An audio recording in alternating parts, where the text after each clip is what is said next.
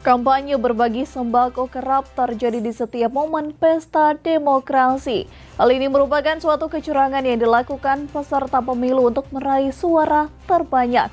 Namun dalam peraturan pemilu, kampanye bagi sembako bisa terkena pidana. Potensi kerawanan politik uang pada pemilu 2024 bisa saja terjadi kapan saja. Pada saat kampanye, masa tenang, serta di hari pemungut suara.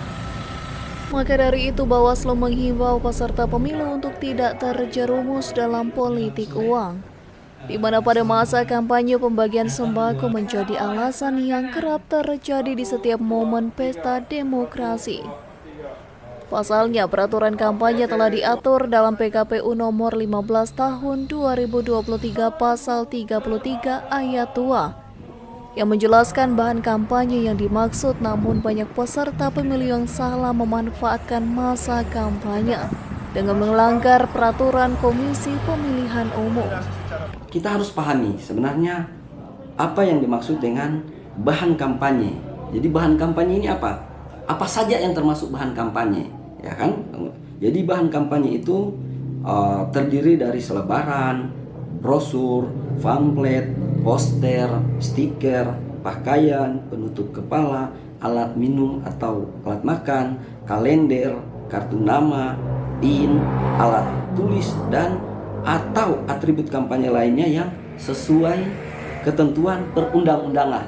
Ya, memang di PKPU itu disebutkan bahwa setiap bahan kampanye pemilu sebagaimana dimaksud yang seperti saya sudah sebutkan tadi, itu paling tinggi 100.000 jika dikonvensi dalam bentuk uang. Sekarang yang jadi pertanyaannya, apakah orang ketika berkampanye bagi beras masuk dengan berkedok bahwa tidak melebihi 100.000? Sekarang justru akan jadi balik pertanyaan, apakah di bahan kampanye ada yang namanya beras?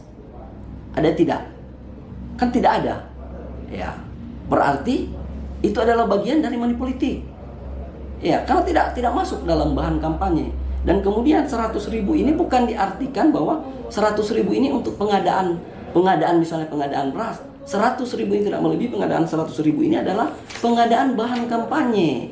Yang ketika ada yang membagi beras, itu sudah masuk dugaan money politik.